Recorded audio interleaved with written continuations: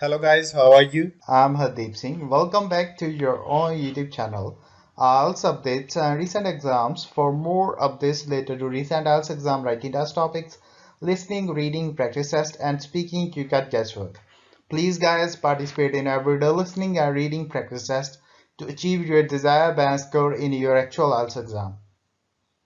Please hit the like and subscribe button. Press the bell icon for the upcoming notifications. Don't forget like, subscribe and share my YouTube channel and my Facebook page, IELTS updates and recent exams. Part 1. You will hear a man inquiring about joining a cricket club. First, you have some time to look at questions 1 to 6.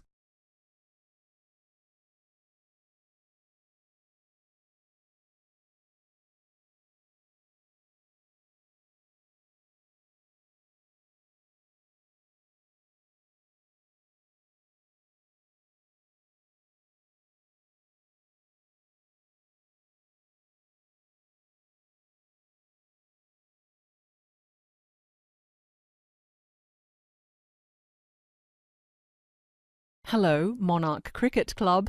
Can I help you? Yes, I'm new to the area and I was hoping to join your cricket club. As a player or just a club member? Well, both actually. If I could get onto a team, that would be great. Well, you've called at the right time of year.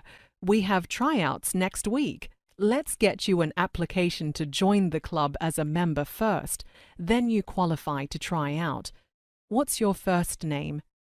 George. Okay, George. Great. And what is your surname? Abbott. George Abbott. That's Abbot. Often people think it's spelled with two T's at the end, but it isn't. Thank you, Mr. Abbott. Now, what is your date of birth? Actually, it's my birthday today. I'd completely forgotten with the move and everything. Oh, many happy returns. So it's the 18th of March. Can you tell me the year, please? Of course, I was born in 1990. Excellent. We are always happy to get some young blood into the club. Now, as far as membership goes, do you know any of our current members?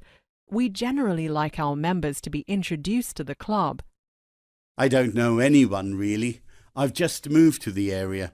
My new neighbour, Max Blythe, suggested I join. Is he a member? Yes, Max has been with the club for many years. I'll check with him, of course, but I'd say we could put him down as your introducing member. So you live on Angel Drive then? Yes, number 46. Oh, the old Martin house. How are you finding it? It's great. The garden is going to need a lot of work though, but we did buy the place because of the beautiful trees it has. I think I'm really going to enjoy living in this area. It's so peaceful. Yes, this is a lovely town. Do you have different types of memberships? Different fees for the types of services you want? Yes, general membership is £900 per year. That gives you access to the clubhouse and restaurant and 2 free tickets to all home matches. Is there any discount if I'm playing cricket for the club? That's what happened at my last club. No, the price is the same, but you get access to the gym and swimming pool for no extra charge. All right then. So if I don't make the team, do I pay extra for the gym? I really need to join one, and usually the gym costs at a club are much cheaper than a regular gym. Yes, it's an extra £500 per year. Let's sign you up for general membership for now, and if you don't make the team, we can add on the gym fee later.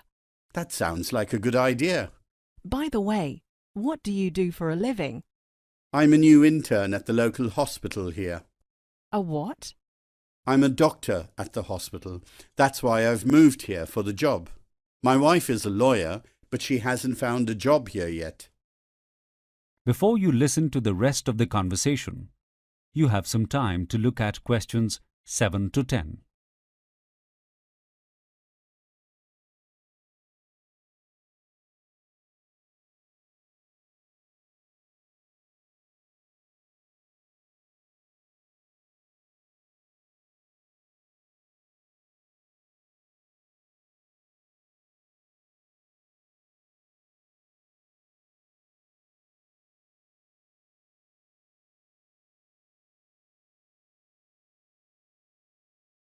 Now let's sign you up for tryouts while I have you on the phone.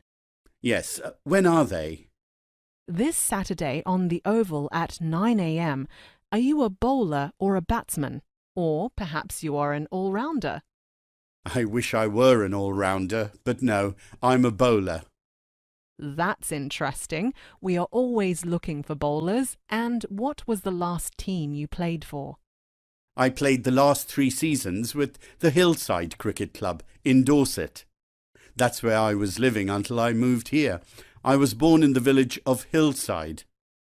In Dorset, did you say? Is that D-O-R-S-E-T?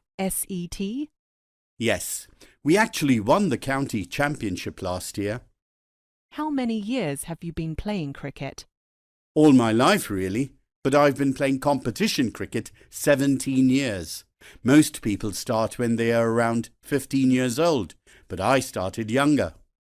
OK, thank you very much. I'll give this information to the coach, so he will be expecting you on Saturday. Then you can come into the clubhouse and finalise your application. So, will I see you on Saturday? Yes, see you then. Goodbye. That is the end of part 1.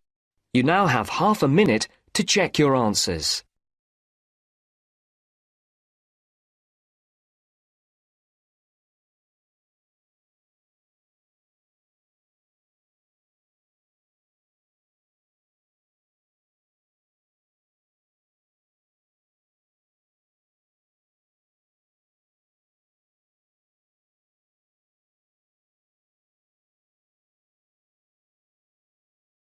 Now turns to part 2.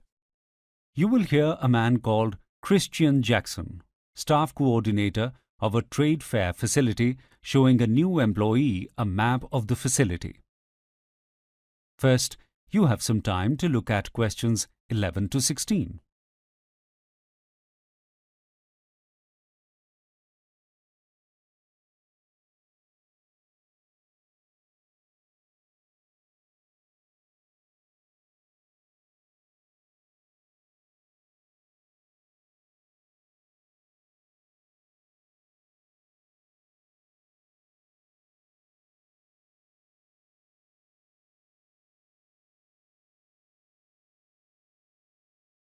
Welcome everyone to this year's Sales Motivation Conference.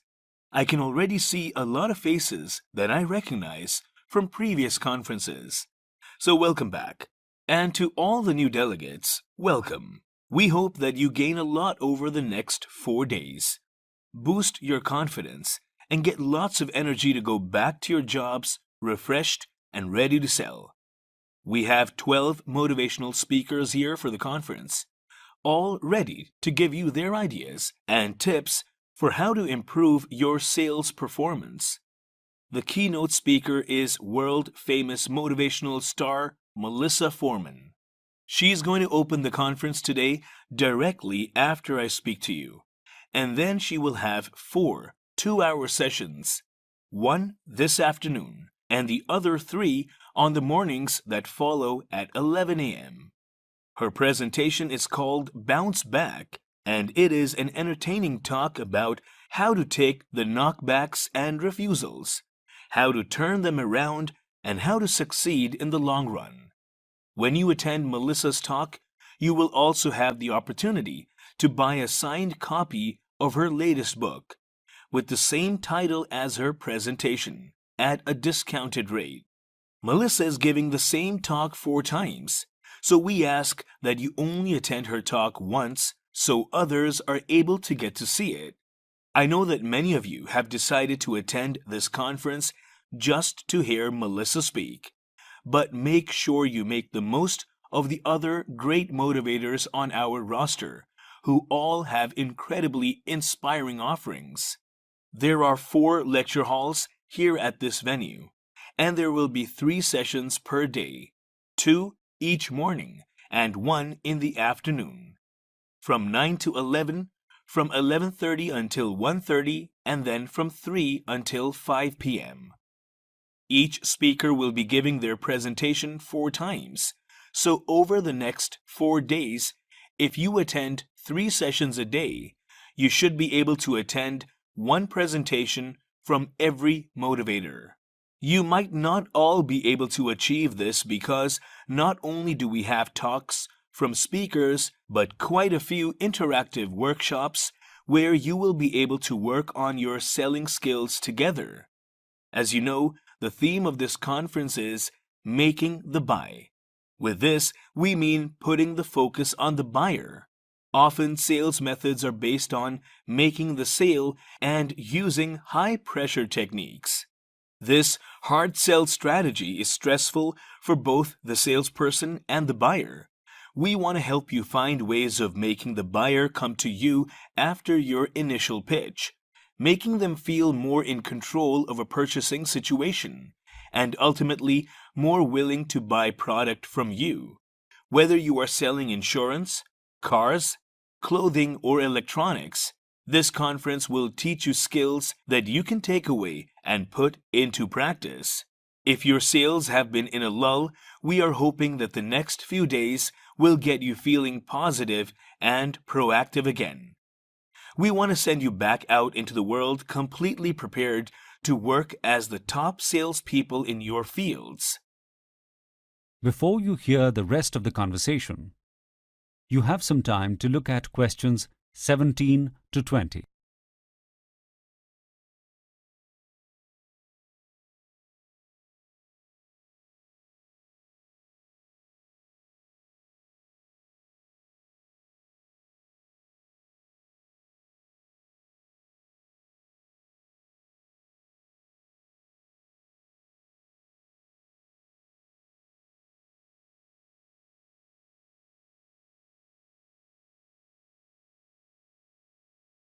Now, for the business end of things, I think most of you have already been through the registration process. If not, we ask that you get that out of the way before you attend any sessions, and the conference fee should be paid in full. If you have driven here today and just registered, use the free parking card you received when you registered to leave the car park this evening. If you try to leave without being able to show your card, you will be charged for parking. So make sure you keep it with you. We ask that you wear your ID cards at all times when in the building. I probably don't need to tell you that this is a non-smoking venue, which includes outside in front of the building. Lunch will be available in the banquet hall every day from 1:30 until 3, where there will be a buffet that also has vegetarian and vegan options. There are 6 seating areas with tea and coffee facilities scattered all over the venue. There are also plenty of power stations to charge your phones and laptops. We ask that all telephones be turned off during sessions, and any recording of sessions is not permitted. If anyone has any questions, the registration desk will be staffed for the entirety of the conference, and they will help you with anything you need. So again, welcome to our motivational conference, and we hope the next few days will get you all fired up to and ready to succeed in a very competitive and fast-paced work environment. That is the end of part 2. You now have half a minute to check your answers.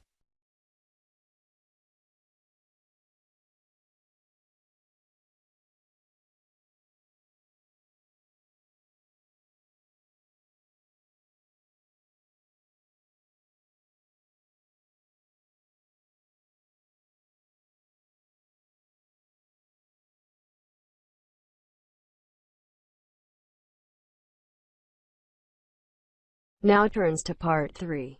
First, you have some time to look at questions 21 to 25.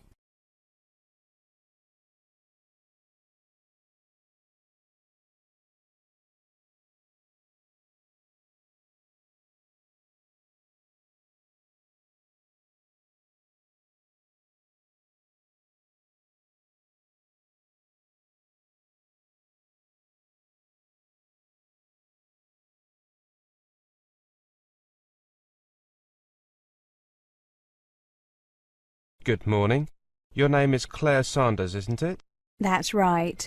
Well, Claire, as we explained in the letter, in this interview I'd like to talk about some of the things that you mentioned in your application form. such as your experience and academic background. I see. Now, for your undergraduate degree, you studied geography, right? That's correct. At the Scottish National University. SNU is a very prestigious university. Apart from that, were there any other reasons that you chose to study there?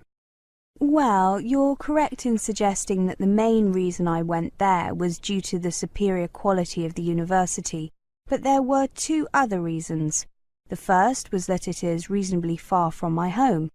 I wanted to be as independent as possible from my family whilst I was studying, and felt that that was one way of achieving that aim. The other reason was that the university offered an excellent program of summer work in developing countries, and that's something I was very keen on. That would be the Livingstone project. That's right. I'd like to return to that in a minute. Let me just check the optional courses you took in your third year. The two compulsory courses were methodology in geography and statistical analysis. And I chose infrastructure, development issues and geology in addition to those. I see. You now have some time to look at questions 26 to 30.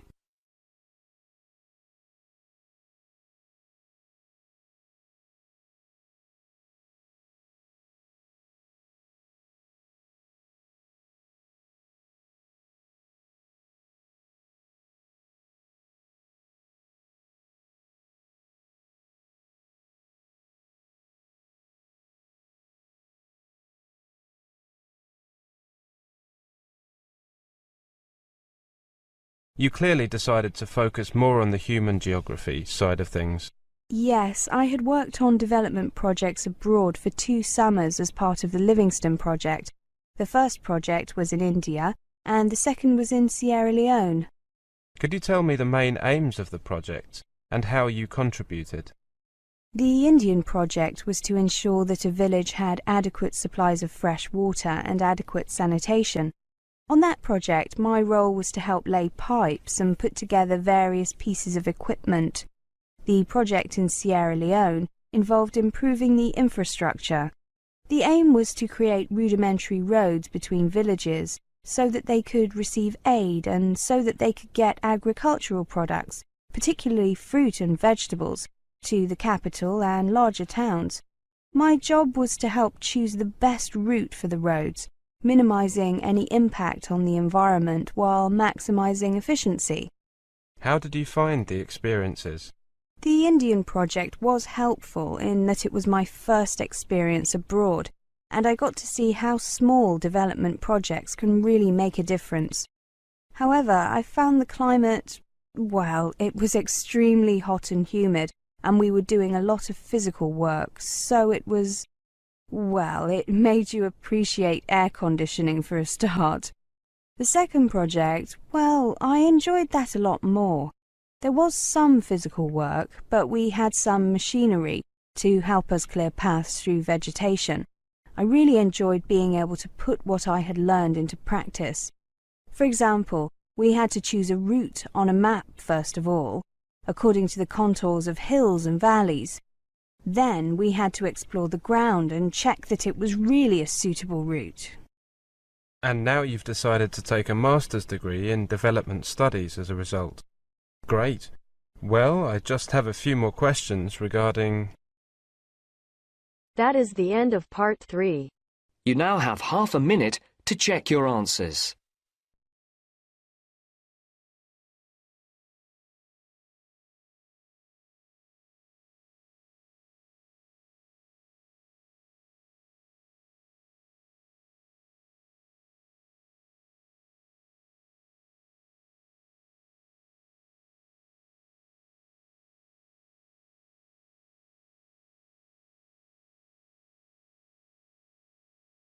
Now turns to part 4.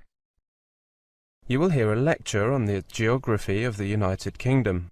First, you have some time to look at questions 31 to 40.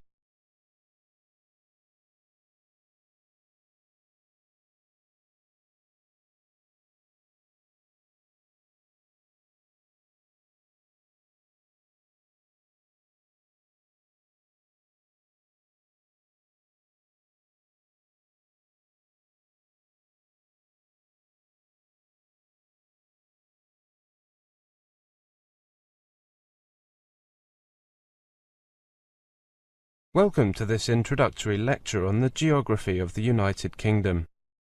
The UK, with a total population of over 60 million, consists of Great Britain and Northern Ireland. Great Britain comprises England, Scotland and Wales. England is the largest country of the UK, with some 52 million people. It is mainly a lowland country, with some upland areas in the north and west. The capital is London, with about 7 million people. There are many manufacturing industries, and farming is widespread, but the economy is increasingly service-based, and London is one of the world's leading centres for banking, insurance, and other financial services. High-tech industries have replaced many of the more traditional ones. In Scotland, 5 million people live in an area not much smaller than England. The country boasts vast open spaces and is one of the last areas of unspoiled natural beauty in Europe, featuring mountains, lochs, that is lakes, and glens, that is valleys. Modern industries including oil, electronics and biotechnology, as well as more traditional industries such as fishing and forestry, drive the economy. The largest city is Glasgow, but the capital is Edinburgh. Wales is home to 3 million people, and its geography is characterised by coastline, mountains and lakes. Cardiff is the capital and largest city. Key industries include electronics, auto components, food processing, healthcare and professional services. More Japanese companies have set up shop in Wales than anywhere else in Europe. About 1.6 million people live in Northern Ireland, the capital of which is Belfast, the largest city. Residents enjoy beautiful countryside. Many new hotels are springing up to cater for increasing numbers of tourists and business travellers. The climate in the UK is moderate. Summers are fairly cool and winters are quite mild. And despite what many foreigners believe, British weather is not rain and fog. It is actually more comfortable, more varied and more interesting than that. What you can look forward to in the way of rain, sun, temperature, and even daylight depends on where you will be living. Here are some typical figures for London. January is the coldest month at 3 degrees centigrade, whilst July is the hottest at 17 degrees centigrade. Rainfall varies from 56 millimetres in April to 81 millimetres in December. Although the UK is quite small geographically, the climate varies from one area to another. In general, the west is wetter and milder than the east, and northern areas are noticeably cooler than southern ones. For example, compare the following temperatures with the London figures. Edinburgh, 14 degrees centigrade in July, and Manchester, 15 degrees centigrade in the same month. Edinburgh, 4 degrees centigrade in January, and Manchester, 5 degrees centigrade in the same month. Parts of Scotland usually get snow in winter, whereas you might live in London for several years without seeing a significant snowfall. International students who are used to tropical or equatorial climates are often intrigued by the sheer variety of the weather in the UK. Weather in the early spring tends to be especially changeable. You could be treated to rain, snow, thunder and lightning, hail and glorious spring sunshine, all in the course of a single day. That is the end of part 4. You now have half a minute to check your answers. So guys, don't forget like, subscribe and share my YouTube channel and my Facebook page. IELTS updates and recent exams. For more updates related to recent IELTS exam writing as topics, listening, reading, practice test and speaking, you got guesswork. Please guys, participate in everyday new IELTS listening and reading practice tests to achieve your desired band score in your actual IELTS exam. For more IELTS material, visit my official website www.ieltsupdatesandrecentexams.com. The link is given below in the description. If you need PDF files of latest IELTS material, then please join my Telegram channel. So guys, please write your score below the comment section. Again, thanks for listening. God bless you all guys. Stay tuned, stay safe.